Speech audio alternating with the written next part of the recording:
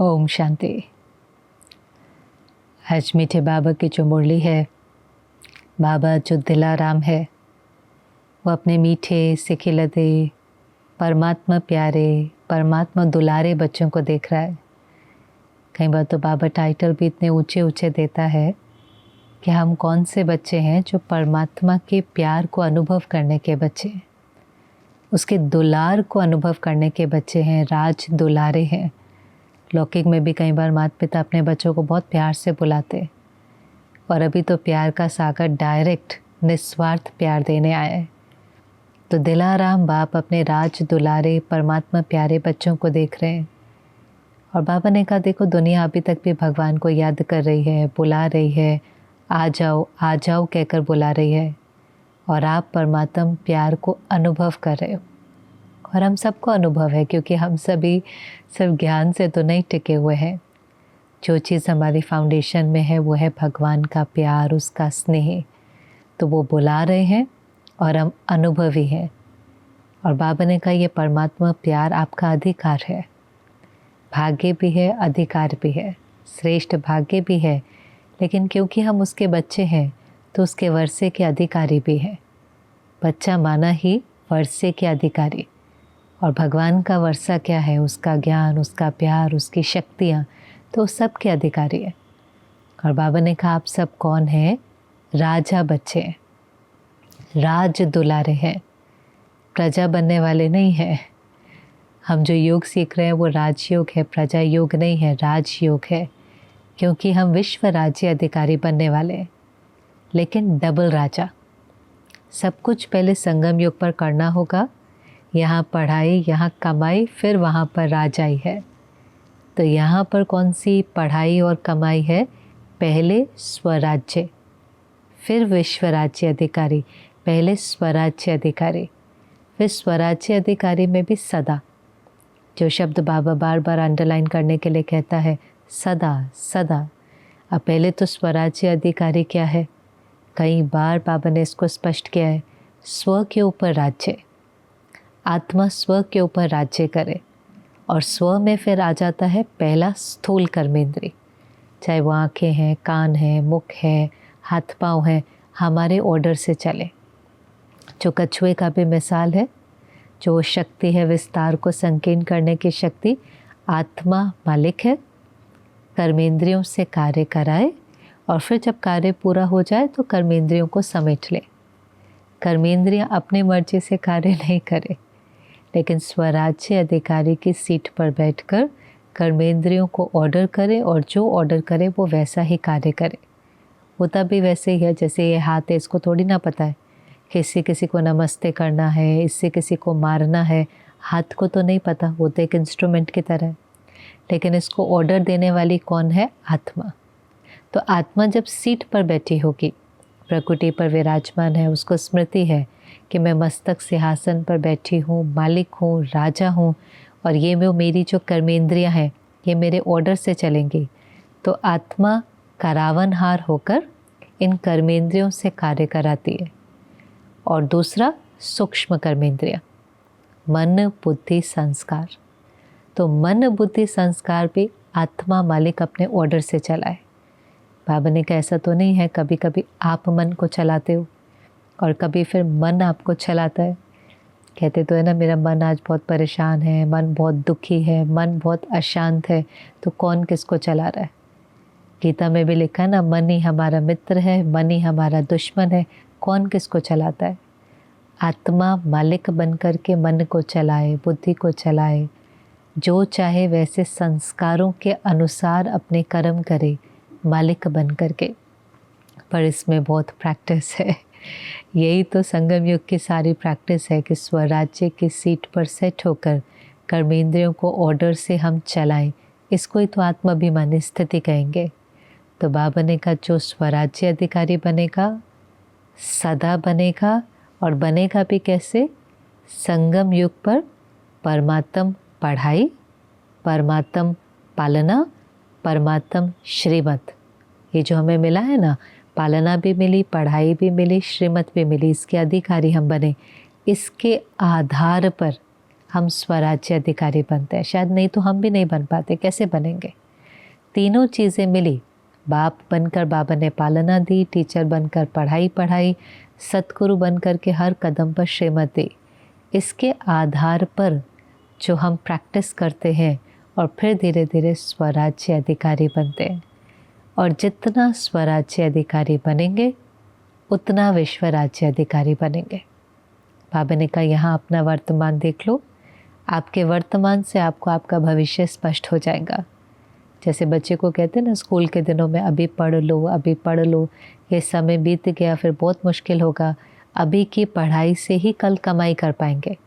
पढ़ाई source of income है। ऐसे ही ये अभी की पढ़ाई, आध्यात्मिक पढ़ाई, आध्यात्मिक कमाई, आध्यात्मिक उन्नति से ही विश्व की राजाई प्राप्त कर सकेंगे। तो बाबा ने चेक कराया कि आप राज्य दुलारे राजा बनने वाले पहले सदा स्वराज्य अधिकारी हैं। मन भी आपके ऑर्डर से चलता है, क्योंकि फिर बाबा ने सारे कल्प में चक्कर लगवाया। बाबा ने कहा एक बार विचार करो, एक बार रिफ्लेक्ट करो, आप कितनी विशेष आत्माएं हो, कितनी आपकी रॉयल्टी और पर्सनालिटी है। और जैसे बाबा ने दिखाया, क्योंकि रिकॉर्डिंग तो सारी आत्मा के अंदर है, बाबा ने कहा देखते जाओ, चाहे आदि में, चाहे मध्य में, चाहे अंत में आपकी कितनी रॉयल्टी और पर्सनालिटी है। आप साधारण नहीं हैं, कोटों में कोई है, कोई में भी कोई है। और सबसे पहले बाबा परम धाम में ले गया। बाबा ने कहा अपना अनादि स्वरूप देखो।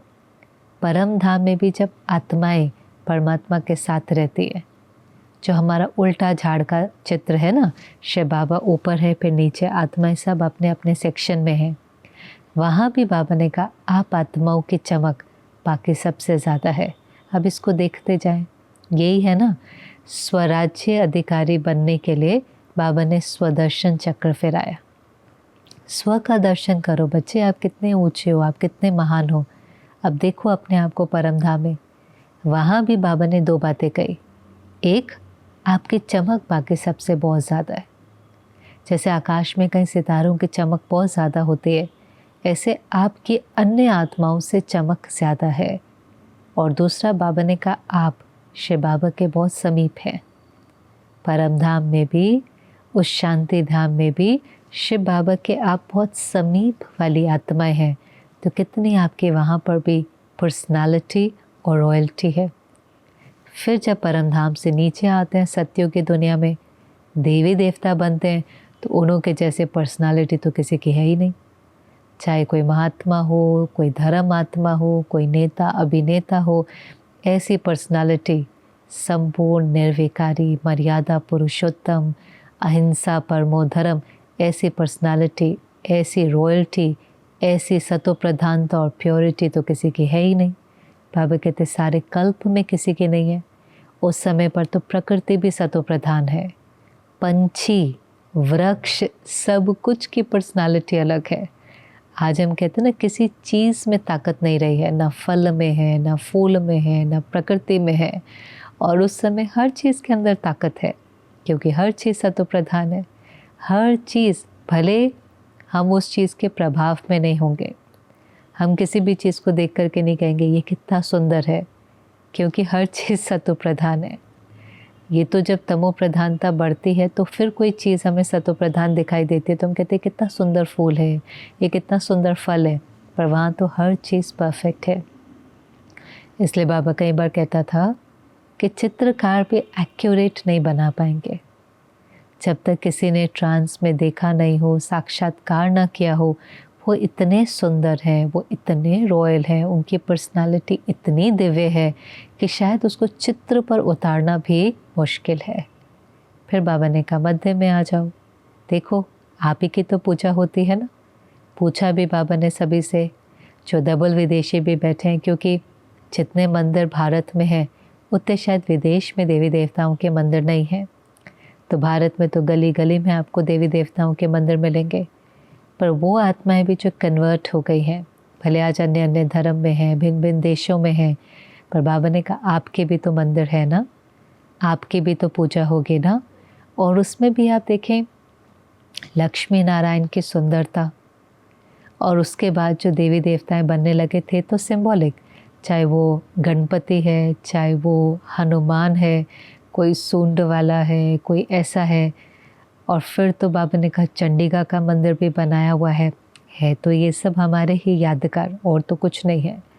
चाहे वो गणपति है, गुणों का पति है, चाहे वो हनुमान है, महावीर है, पर फिर भी बाबा ने कहा वो वाले मंदिर नहीं, आपके तो बहुत सुंदर होंगे जो द्वापर के बाद बनते हैं।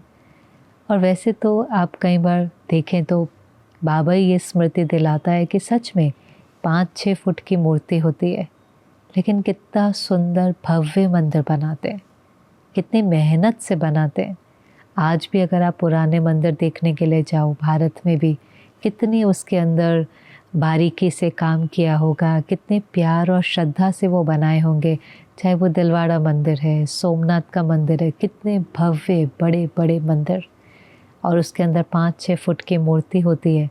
लेकिन वो मूर्ति क्योंकि पवित्रता की महिमा है, प्योरिटी का यादगार है, तो इतना सुंदर भव्य मंदिर बनाकर फिर इस पवित्र मूर्ति की वहाँ पर स्थापना करते हैं। और फिर कितने लोग भीड़ लाइन में खड़े होकर के उस मूर्ति के दर्शन करने के लिए आती है। और हमारे जड़ चित्रों से भी, वहाँ के वाइब्रेशन से भी लोगों की मनोकामनाएं पूरी हो जाती है। तो बाबा याद दिला रहे आप कितने श्रेष्ठ हो।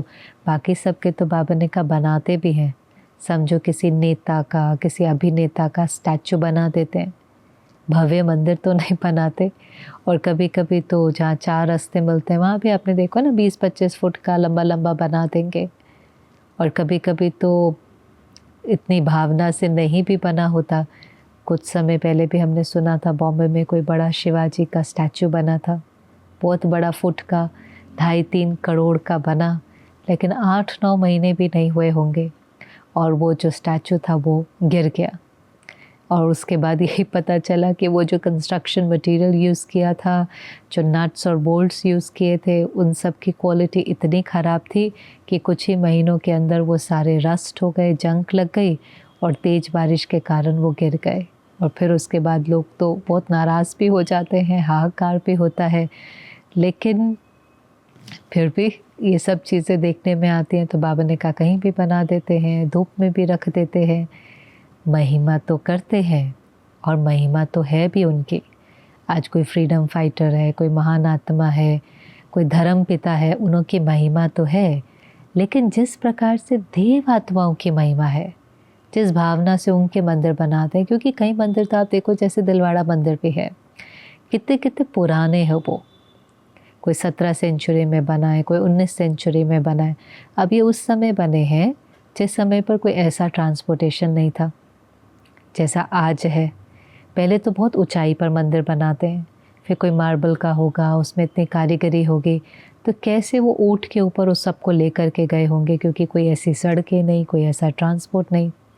और मुझे याद है कि जो दिलवाड़ा मंदिर का गाइड है वो कई बार सुनाते थे, गाइड्स होते ना, कि वो जो राजा बनाने वाला होता था वो कहता था कि जितना पाउडर इकट्ठा होगा, जो कारीगर होते हैं, उसको तोल करके उतना सोना उनको मिलेगा।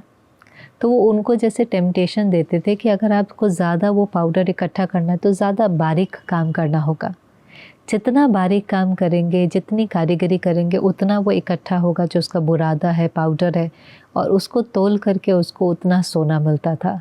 तो आप देखो, जो बाबा कहता है सच में कितनी भावना से आपके मंदिर बनाए जाते हैं, तो वो पूज्य स्वरूप है। और फिर अगर अंत में आ जाए हमारा जो ब्राह्मण स्वरूप है, तो उसका तो चित्रकार ही कौन है। ब्राह्मण तो है ही ब्रह्मा की औलाद, शिव की संतान, तो उसका चित्रकार, उसका निर्माता, उसको रचने वाला तो स्वयं भगवान है। तो बाबा ने कहा आपने अपनी रॉयल्टी और प्योरिटी देखी है। हमारी रॉयल्टी और हमारी पर्सनालिटी प्योरिटी है। इस चीज़ को अंडरलाइन करें। ब्राह्मण आत्मा, हम सब ब्राह्मण आत्माएं हैं। अभी तो बाबा के बच्चे भी तो लाखों के अंदाज में है, हर सेंटर पर, हर जगह, लेकिन नंबरवार किस आधार पर हो रहे हैं? प्योरिटी के आधार पर। हर ब्राह्मण आत्मा की पर्सनालिटी प्योरिटी है। जितनी उसकी प्योरिटी होगी उतनी वो औरों को अपने प्रति आकर्षित करेंगे, और फिर ही हम उसको एवर प्योर, जो शिव बाबा है, उसकी तरफ उसको आकर्षित कर पाएंगे। लेकिन पहले तो वो मनुष्य आत्मा की प्योरिटी के प्रति आकर्षित होंगे ना, तो खुद ही कहेंगे कुछ इनके अंदर कशिश है, कुछ अट्रैक्शन है, देखने में भी अच्छा लगता है, नैन भी इनों के बहुत पवित्र हैं। वो सब जो प्योरिटी का एक ऑरा होता है, हर एक के आसपास उसकी प्योरिटी का, उसकी रूहानियत का, उसकी डिविनिटी का ऑरा बन जाता है। और वो उतना लंबा लंबा ऑरा होगा जितनी आपकी प्योरिटी होगी। और फिर जो भी आत्माएं उस ऑरा के अंदर, उस डिवाइन सर्कल के अंदर आएंगी, उसको कुछ अनुभव होगा। भले उसको इंटरेस्ट भी ना हो ज्ञान में कोई इंटरेस्ट ना हो, ज्ञान सुनना अच्छा नहीं लगता हो, तो भी अगर वो ऐसे वायुमंडल में आएंगे, ऐसी किसी आत्मा से मिलेंगे जो पवित्र है, उसका प्रभाव उसके ऊपर पड़ेगा। मन पर भी पड़ता है, तन पर भी पड़ता है।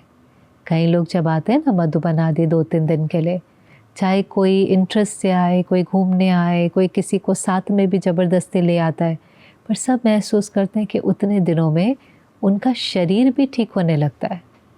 जो ब्लड प्रेशर ऊपर नीचे होगा वो ठीक होने लगेगा, जो डायबिटीज़ ऊपर नीचे होगी वो ठीक होने लगेंगे, क्योंकि उस वाइब्रेशन का प्रभाव मन पर भी पड़ता है, प्रकृति के ऊपर भी पड़ता है।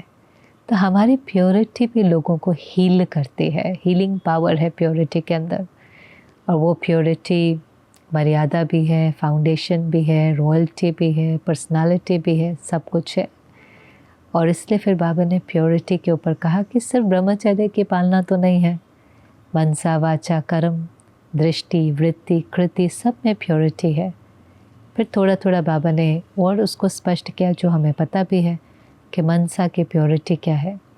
मनसा माना जो संकल्प हम करते हैं और जो फीलिंग क्रिएट होती है। तो मनसा की प्योरिटी हर आत्मा के प्रति, अंडरलाइन जो शब्द करना है, सर्व के प्रति, हर आत्मा के प्रति हमारे मन में शुभ भावना, शुभ कामना, दातापन की भावना, रहम की भावना, कल्याण की भावना है। किसी के प्रति और कोई भावना नहीं, क्रोध की, लोभ की, नफरत की, बातें पकड़ने की नहीं, लेकिन हर एक के प्रति शुभ भावना, फीलिंग। आप देखो ये सब सेवा के बहुत पावरफुल साधन है। लास्ट की सेवा होनी भी इससे ही है। ज्ञान सुनने की शक्ति तो लोगों के अंदर कम होती जा रही है। पहले जैसे ज्ञान के प्रति बहुत इंटरेस्ट होता था और गहराई में जाना है। दादियाँ 2-2 घंटे की क्लास कराती थी, जान की दादी तो भी आराम से बैठ कर के सुन लेते थे, 2 घंटा 3 घंटा। मधुबन में जब जाते थे तो कितनी कितनी क्लासेस होती थी, बैठ कर के आराम से सुनते थे। बाप दादा मिलन होता था, शाम को 7 बजे शुरू हुआ, 12 बजे, 1 बजे, 2 बजे तक भी होता था, आराम से सब बैठ जाते थे। अभी धीरे धीरे आत्माओं की बैठने और सुनने की शक्ति कम होती जा रही है। लेकिन हर एक के ऊपर वायुमंडल का, वाइब्रेशन का, स्थिति का प्रभाव पड़ता है। तो सर्व के प्रति जो हमारी मनसा है उसमें शुभ भावना है। ऐसे बाबा ने कहा दृष्टि की पवित्रता। दृष्टि माना देखने का तरीका, दृष्टि माना देखने का तरीका। जैसे 2 चीज़ें हैं, स्मृति और दृष्टि। तो हम स्मृति में क्या कहते हैं कि संकल्प से सिद्धि होती है। वो सोचो जो आपको चाहिए, वो नहीं सोचो जो आपके पास है, वो सोचो जो चाहिए। ये नहीं कहो मुझे सफलता चाहिए, ये बोलो सफलता हुई पड़ी है। ये नहीं कहो मुझे विजय चाहिए, ये बोलो विजय हमारी निश्चित है। ये नहीं बोलो मुझे शांति चाहिए, लेकिन मैं हूँ ही शांत स्वरूप। तो हमने सोचना सीखा, कैसे सोचना है। हमें वो सोचना है जो हमें चाहिए, हमें वो नहीं सोचना है जो हमारे पास है। तो वो भी हमने भाषा को परिवर्तन किया। हमने वो सोचने का तरीका बाबा से सीखा।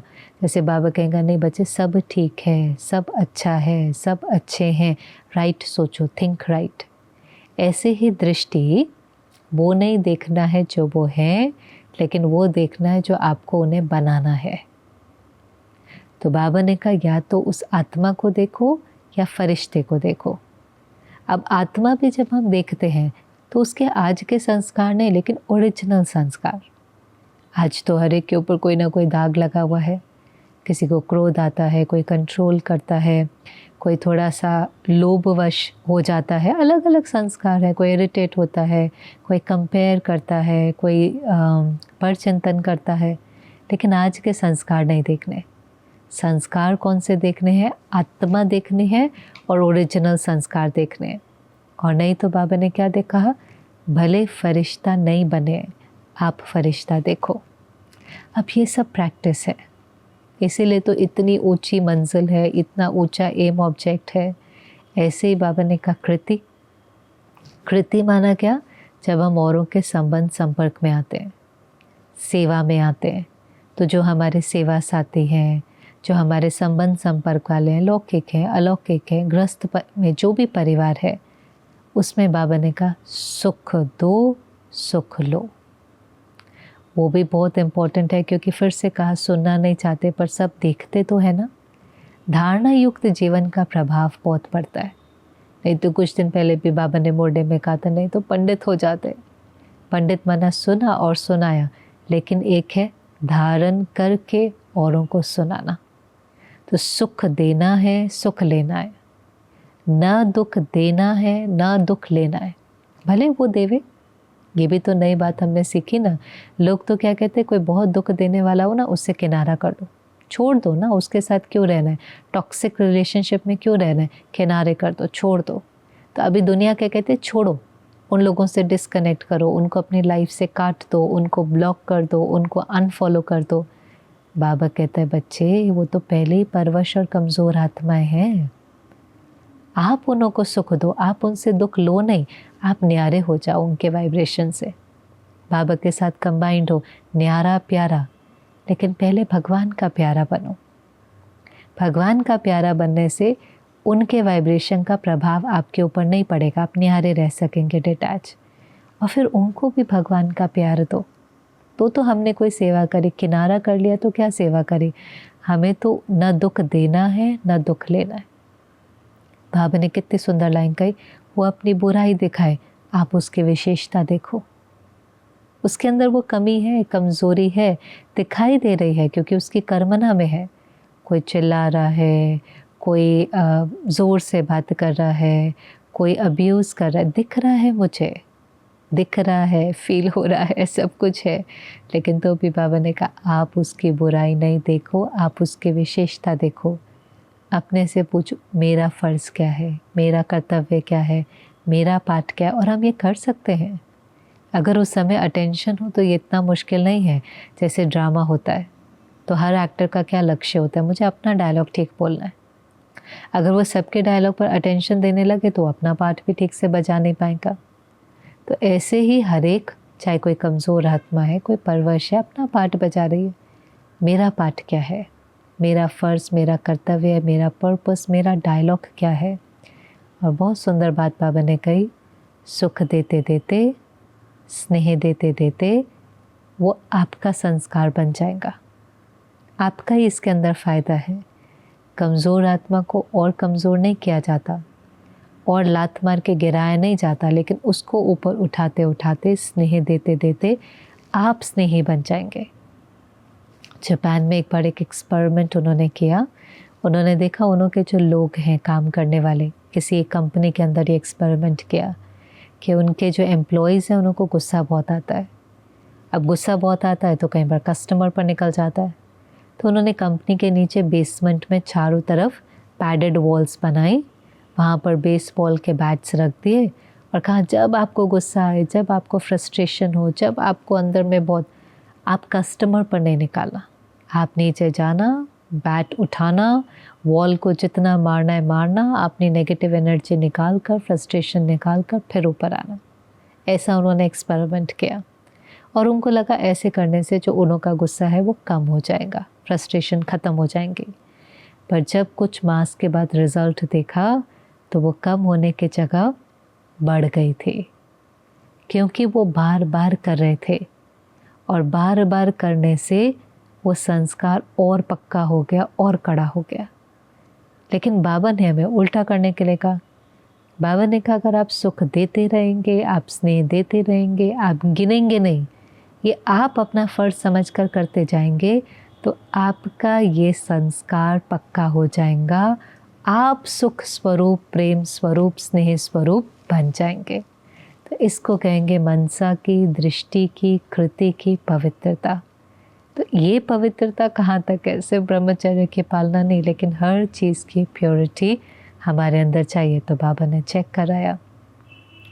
फिर बाबा ने कहा कुछ हंसी की बात, लेकिन वो सुनाने से पहले बाबा ने कहा बच्चे बहुत मेहनत करते हैं और हर एक के अंदर में लक्ष्य है कि हमें बाप समान बनना है। कुमारियाँ बाबा के सामने बैठी थी। अब अंडरलाइन करने की बात है। बाबा ने कहा हाथ उठाओ, कौन बाप समान बनना चाहता है? हम सब हाथ उठा लेते हैं, पर बाबा ने कहा सोच के हाथ उठाओ। सहन करना पड़ेगा, सुनना पड़ेगा, समाना पड़ेगा, झुकना पड़ेगा, लेकिन फिर भी मुझे बाप समान बनना है, उसमें हाथ उठाओ। अब ये बात ऐसे नहीं है, कई बार ऐसा लगता है हमें बहुत सफ़र करना पड़ेगा, पर ये सफ़रिंग की बात नहीं है। सहन करने का मतलब क्या है कि हर एक के अलग अलग संस्कार है, लेकिन उसका प्रभाव मेरे ऊपर ना पड़े। तो ये तो एक शक्ति है ना, शक्ति। सहन करना माना हम किसी के संस्कार से डिस्टर्ब नहीं होंगे। समा लेना, हम किसी की कमी का ना चिंतन करेंगे ना वर्णन करेंगे। झुक जाना, हम जिद सिद्ध में नहीं जाएंगे, डिबेट नहीं करेंगे, आर्ग्यू नहीं करेंगे। हम अपनी बात ग्रेस और डिग्निटी से रखेंगे, फिर चुप हो जाएंगे।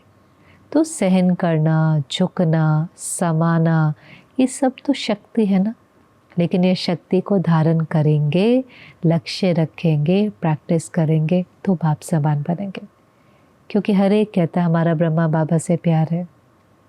डबल विदेशी भी कहते हैं, देशी भी कहते हैं, जिगरी प्यार है। पर बाबा ने कहा प्यार की निशानी क्या होती है? प्यार की निशानी होती है कि जिससे आपका प्यार है ना, उसको जो अच्छा लगता है वो आपको भी अच्छा लगता है। तो ब्रह्मा बाबा के जैसे संस्कार, स्वभाव, संकल्प वैसे ही आपके हो। क्योंकि ब्रह्मा बाबा तो नंबर 1 आत्मा है, तो हम भी नंबर वार नहीं, लेकिन नंबर 1। जैसे ब्रह्मा बाबा की मनसा वाचा कर्मना थी, जैसे ब्रह्मा बाबा की दृष्टि, वृत्ति, कृति थी, वो तो हम सबको पता ही है। कैसे बाबा बेफिक्र बादशाह था, निश्चिंत था। हर एक के प्रति बाबा की भावना शुभ भावना थी। हर बच्चे की विशेषता को देखना, जो कर्म मैं करूँगा मुझे देख और करेंगे, ऐसी बाबा के अंदर में धारणा, कृति थी। तो जैसा ब्रह्मा बाबा था वो सब मुझे पसंद हो। बाबा के संस्कार, बाबा के स्वभाव, संकल्प, प्यार है ना। तो प्यार होना माना जिससे ब्रह्मा बाबा को प्यार, उससे ही मुझे भी प्यार है। तो बाबा ने कहा नंबर 1 बनना है, नंबर वार नहीं बनना।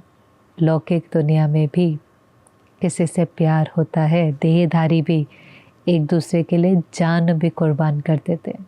और तो कितनी कहानियाँ हमने सुनी है कि किसी से प्यार था तो उसके लिए जान तक भी देने के लिए तैयार हो जाते हैं। तो बाबा कहते हैं आपको प्यार है तो क्या आप संस्कार परिवर्तन नहीं कर सकते? वो जान कुर्बान कर सकते हैं। वरना प्यार के अंदर थोड़ा बहुत सैक्रिफाइस, थोड़ा बहुत कुर्बान तो होता ही है। तो बाबा जान नहीं कहता, लेकिन पुराने संस्कार, और इसमें तो हमारा ही फ़ायदा है। तो बाप समान बनने के लिए अपने पुराने संस्कार, उसको आप कुर्बान नहीं कर सकते, परिवर्तन नहीं कर सकते, तो हाथ उठाओ जो जो कर सकते हैं। बाबा बहुत मेहनत करता है। एक एक चीज़ का पहले तो समझाना, फिर चेकिंग कराना, फिर बच्चों को दृढ़ता का संकल्प कराना, करना ही है। हाथ उठाओ, जो करेंगे वो हाथ उठाओ। क्योंकि उस समय बाबा एक्सपीरियंस करा रहा होता है कि ये हो सकता है। समझाता भी है, साथ साथ शक्ति भी देता है, और हमारे से संकल्प और प्रतिज्ञा भी कराता है। और फिर बाबा ने वही हंसी की बात सुनाई कि बच्चे क्या कहते हैं, करना चाहते हैं, मेहनत करते हैं, बहुत पुरुषार्थ करते हैं, इतना पुरुषार्थ करते हैं कि बाबा को भी रहम आता है, लेकिन एक लाइन कह कर के हल्का कर देते हैं। और वो एक लाइन कौन सी है? बाबा ये मेरा संस्कार है। कोई ज़ोर से बोलेगा कि ये आप फील नहीं करो, आप महसूस नहीं करो, मेरा आवाज़ ही ऐसा है, ये मेरा संस्कार है। कोई होगा जो टाइम पर काम नहीं करेगा, नहीं नहीं आप फील नहीं करो, ये मेरा संस्कार है। मुझे पता ही नहीं मुझे कैसे लेट हो जाता है, मुझे पता ही नहीं मुझे कैसे भूल जाता है, मुझे पता ही नहीं मेरे से ये चीज़ कैसे छूट जाती है। बहुत सारी चीज़ों में देवताई संस्कार नहीं है, बाप समान संस्कार नहीं है, लेकिन मेरा संस्कार ही ऐसा है कह कर के हल्के कर देते हैं। बाबा ने कहा ये तो अलबेलापन है, क्योंकि आपका संस्कार कौन सा है? मैं आत्मा, मेरा संस्कार, शरीर का संस्कार तो नहीं है, बॉडी का संस्कार तो नहीं है। मैं आत्मा हूँ और मेरा संस्कार कौन सा है? शांति, शक्ति, प्रेम, आनंद, खुशी, ज्ञान, पवित्रता, ये मेरा संस्कार है। जो बाप के संस्कार वो मेरे संस्कार हैं। ज़ोर से बोलना, गुस्सा करना, भूल जाना, निंदा करना, टीका करना, परचिंतन करना, ये सब मेरे संस्कार नहीं हैं। तो उसको जस्टिफाई नहीं करो ये कहकर ये मेरे संस्कार है, ये मेरा नहीं है, ये पराई चीज़ है, रावण की चीज़ है। कीचड़ा उड़कर आ गया, जैसे साड़ी पर अगर दाग लग जाए तो पता तो होगा ना कि मेरी साड़ी वाइट है, ये इसके ऊपर दाग है, मेहनत करेंगे तो दाग निकल जाएगा। और एक स्वीकार कर लेना ये साड़ी के साथ ही था, डिज़ाइन है, दाग नहीं लगे, थोड़े समय के बाद डिज़ाइन लगे, और थोड़े समय के बाद सारे दाग लगने के बाद कहेंगे नहीं नहीं ये साड़ी वाइट नहीं है, तो है ही ब्लैक। ऐसे भूल माया कराती है। बाबा ने कहा रावण की पराई चीज़ है, उसको अपना नहीं बोलो। या फिर दूसरा कहेंगे मेरा स्वभाव ही ऐसा है। अब स्वभाव शब्द तो कितना सुंदर है, नेचर, स्व का भाव। तो स्व का भाव तो हर एक के प्रति कैसा है? जो अभी बाबा ने कहा स्व, आत्मा का भाव तो हर एक के प्रति शुभ है। हर एक के प्रति शुभ भावना, श्रेष्ठ भावना, रहम की भावना, दातापन की भावना है। तो दोनों शब्द बहुत सुंदर है, संस्कार भी और स्वभाव भी। लेकिन स्मृति, मेरे संस्कार कौन से हैं और मेरा स्वभाव ओरिजिनल कौन सा है? आधा कल्प के बाद, देह अभिमान में आने के बाद तो अक्वायर कर लिया, पर वो दाग है। ये चीज़ स्मृति में होनी चाहिए, ये दाग है। बाबा की लाइट माइट से, ज्ञान से, पुरुषार्थ से, मेहनत से दाग निकल जाएंगे। कोई दाग को निकालने में मेहनत भी हो सकती है, जैसे साड़ी पर दाग लगते हैं। कोई तो पानी से ही निकल जाएगा, कोई साबुन से निकलेगा, कोई को तो फिर घासलेट में भी डालना पड़ता है, सॉल्यूशन में भी डालना पड़ता है। जंग का दाग होगा तो उसको रख करके सारी रात रखना भी पड़ता है। ऐसे ही कोई दाग जो छोटे छोटे होते हैं वो तो तुरंत निकल जाते हैं, पर जो कड़े कड़े होते हैं, जो बाबा कहते हैं देह अभिमान की कड़ी बीमारी है, उसके लिए ज्वाला स्वरूप योग भी लगता है, अखंड योग भी चाहिए। भट्टियाँ क्यों करते हैं हम? जैसे वो सोल्यूशन में डाल के कहेंगे इसको रात भर छोड़ दो, सुबह वो अपने आप निकल जाएगा, उसमें मेहनत नहीं करनी पड़ती। सोल्यूशन में डाला, रात भर रखा, सुबह हल्का सा घिसा निकल जाएगा। जो बहुत घिसने से भी नहीं निकल रहा था, कपड़ा फट जाता पर वो नहीं निकलता, पर सोल्यूशन में डालने से निकल गया। ऐसे ही कईयों के लिए अखंड योग भट्टी चाहिए, मेहनत नहीं चाहिए, भट्टी चाहिए, शक्ति चाहिए। बाबा से वो किरणें मिलती जाती हैं, लाइट वाइट मिलती जाती है, कब वो संस्कार चेंज हो जाता है पता ही नहीं चलता। तो हर चीज़ में मेहनत नहीं, विधि ठीक होनी चाहिए। जैसे जंग है, आप मेहनत करेंगे कपड़ा भी फट जाएगा, मेहनत की ज़रूरत नहीं, विधि ठीक। ऐसे ही कई कड़े संस्कारों के लिए बाबा कहता है ज्वाला स्वरूप योग चाहिए। वो संस्कार को सिर्फ मारना नहीं है, उस अग्नि के अंदर ख़त्म कर दो, वो ऐसा परिवर्तन हो जाएगा कि पता ही नहीं चलेगा। लेकिन उसको मेरा नहीं कहो। जो आधा कल्प के संस्कार है उनको मेरा नहीं कहो। मेरा कहने से माया और ही वहाँ पर बैठ जाती है। और फिर बाबा ने कहा देखो ये सब खिटपिट जो होती है, क्योंकि परिवार में हम रहते हैं, तो खिटपिट किसकी होती है? कहते संस्कारों की टकराव। अब हमें करनी है संस्कारों की रास। तो जब मुझे याद होगा कि मेरे ओरिजिनल संस्कार कौन से हैं, तो फिर जब हम दूसरी आत्मा को देखेंगे तो हमें उसके ओरिजिनल संस्कार भी याद रहेंगे। फिर हम आत्मा समझकर आत्मा को देखेंगे। बाबा ने कहा बिंदी बनो, बिंदी को समा दो, बिंदी से बोलो, बिंदी से बात करो, स्वमान की सीट पर सेट होकर सबको सम्मान दो। वो ऐसी आत्मा है, वैसी आत्माएं की जगह वो भी परमात्म संतान है, विशेष है, परमात्म पालना में पलने वाली है, कोटों में कोई है, ब्राह्मण परिवार की है, कल को देवी देवता बनने वाली है।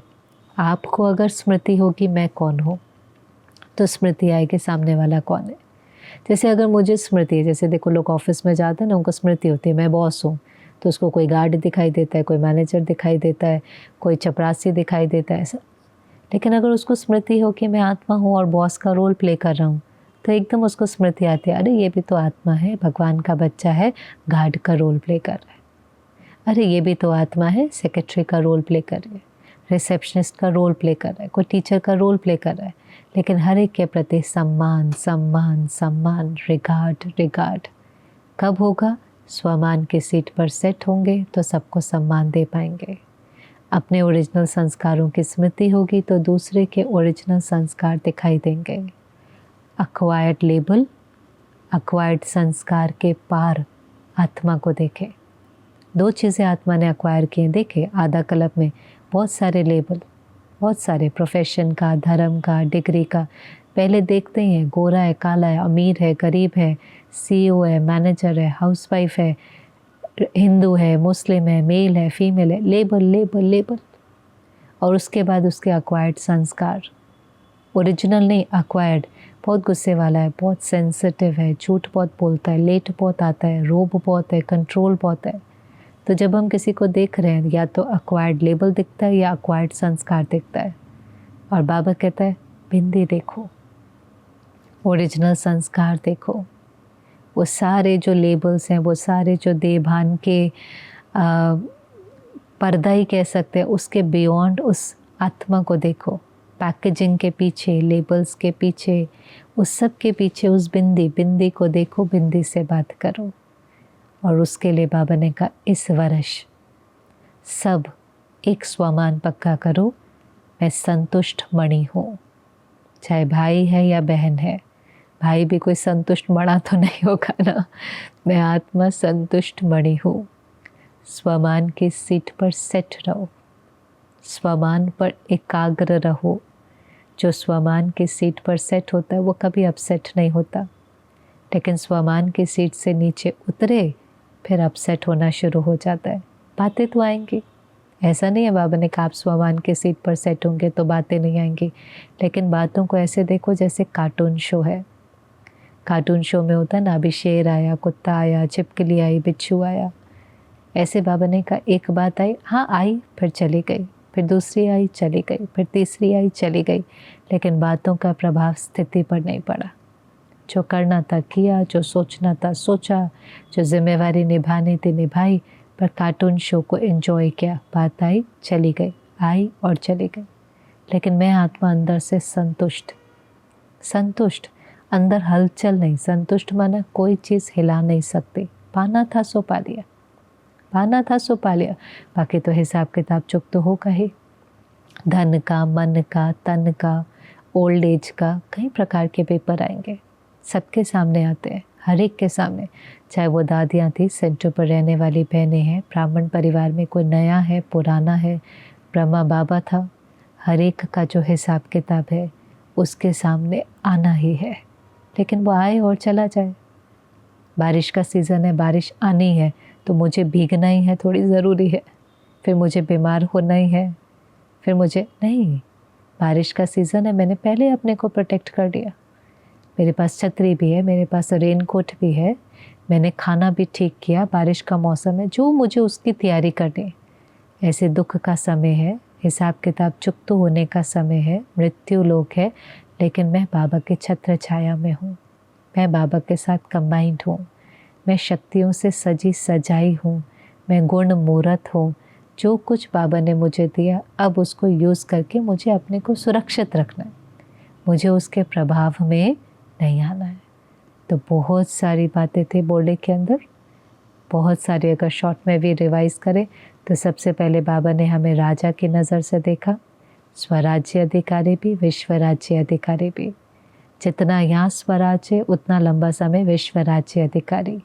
फिर हमारी रॉयल्टी और पर्सनालिटी परम धाम में कैसी, सत्युग में कैसी, पूज्य रूप में कैसे और ब्राह्मण रूप में कैसी होगी, उसका दर्शन कराया।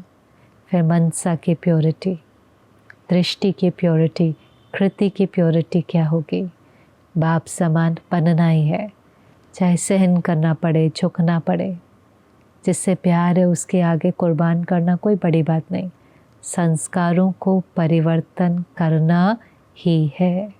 स्वमान की सीट पर सेट होकर सबको सम्मान देना है और कभी नहीं कहना ये मेरा संस्कार है। पुराने संस्कार को कभी नहीं कहना मेरा संस्कार है, और संतुष्ट रहना है, सबको संतुष्ट करना है। तो बहुत अव्यक्त मुरली को अच्छे से वापस सुने, पढ़ें, एक चीज़ कोई अंदर पक्की करें, उसको लिखें। आप जितना लिखेंगे वो चीज़ उतनी पक्की होंगी। कमेंट सेक्शन में उसको लिखें, अपनी डायरी में उसको लिखें। लिखने से वो चीज़ और पक्की हो जाती है। ओम शांति।